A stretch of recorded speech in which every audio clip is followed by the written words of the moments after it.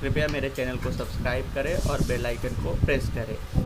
Genuinely illegal है, जो असल में बांग्लादेश से आया है, उसने कुछ ना कुछ साम दाम दंड भेद करके अपना पासपोर्ट, अपना राशन कार्ड, अपना आधार कुछ ना कुछ करके बनवा लिया है।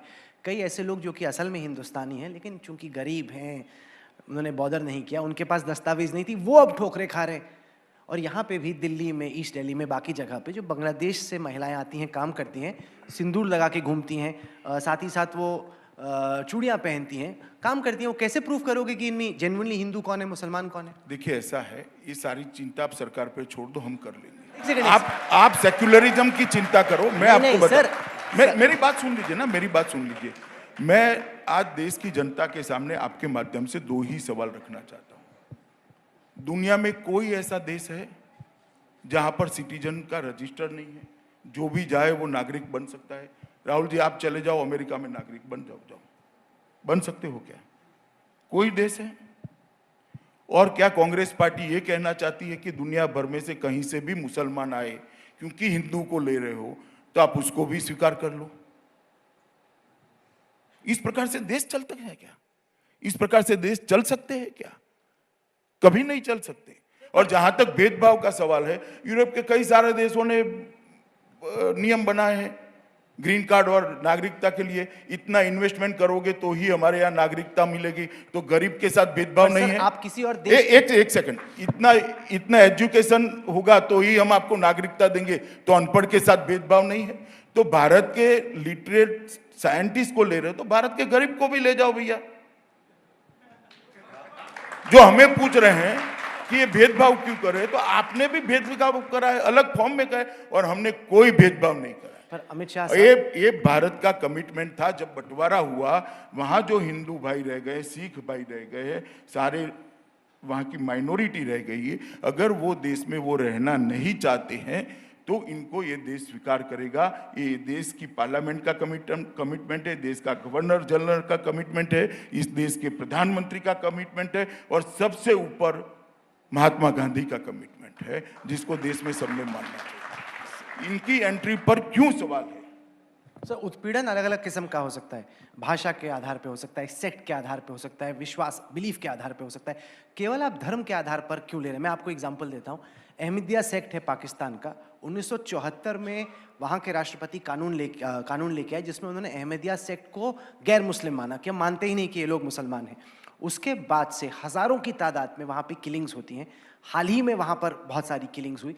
उत्पीड़न आधार क्यों नहीं हो सकता कि अगर आपके साथ, जैसे तस्लीमा नसरीन है, अदनान सामी है, तमाम तरह के लोग हैं, अगर आपके साथ जिस देश में आप हैं उत्पीड़न हो रहा है तो आप यहाँ पे अप्लाई कर सकते हैं। आप एक्सप्लेन कर सकते हैं कि उत्पीड़न किस किस्म का है, कब हुआ, कैसे हुआ, और अगर क्वालिफाई करते हैं तो आपको सिटीजन बनाएंगे। ऐसा क्यों है कि अगर आप हिंदू हैं? ऐसा है ही, आपने एक्ट नहीं पढ़ा? नहीं, मैंने पढ़ा है। मैं एक मिनट, हमारे एक्ट में प्रोविजन है ही, और ये 5 साल में नरेंद्र मोदी की सरकार में 600 मुस्लिम लोगों को अफगानिस्तान, पाकिस्तान और बांग्लादेश की हमने नागरिकता दी है, जो उत्पीड़ित होकर आए। ऑटोमेटिक नहीं है ना सर, अभी तो ऑटोमेटिक हो गया कि अगर आप हिंदू हैं तो, या सिख हैं, तो आप मान ही लेंगे कि उसका उत्पीड़न हो ही रहा था, आप उसको नागरिक बना लेंगे। देखिए राहुल जी, हमारे देश की पार्लियामेंट, हमारे देश के उस वक्त के राष्ट्रपति और उस वक्त के प्रधानमंत्री और महात्मा गांधी का कमिटमेंट है कि अगर वो जब भी वहां नहीं रहना चाहते, यहाँ आकर उनको शरण दी जाएगी, नागरिकता दी जाएगी। और मैं मानता हूँ ये ड्यूटी है। ये 3 कंट्री तो विभाजन के कारण, मगर मैं पूछना चाहता हूं कांग्रेस के नेताओं से,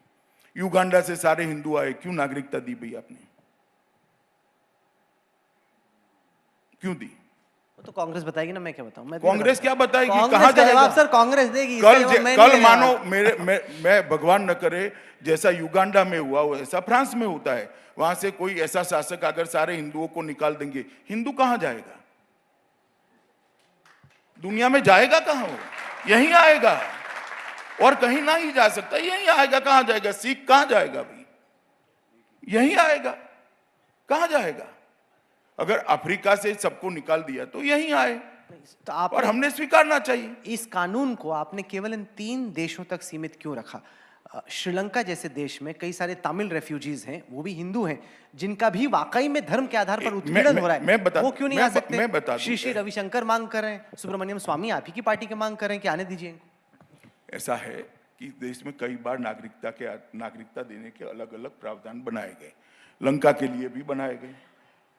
6 लाख से ज्यादा फैमिली को लंका से आए हुए तमिल भाइयों को हमने नागरिकता दी, उस वक्त इनको क्यों नहीं दी? क्योंकि एक प्रॉब्लम को हम एड्रेस कर रहे थे। युगांडा से आए तब इनको क्यों नहीं दी? क्योंकि ये प्रॉब्लम एड्रेस कर रहे थे। 71 में इंदिरा जी ने एक मास नागरिकता दी, 71 में, कि भाई बांग्लादेश से जो आए हैं सबको, अब तक जो आए उनको नागरिक बनाएंगे। दंडकारण्य प्रोजेक्ट भी 60 में आया, तो उस वक्त इनको क्यों नहीं दी? क्योंकि एक पर्टिकुलर प्रॉब्लम को सॉल्व करें। अभी हम ये 3 देश से जो माइनॉरिटी के लोग धार्मिक प्रताड़ना के कारण यहाँ आए हैं, इनके प्रॉब्लम को सॉल्व कर रहे हैं।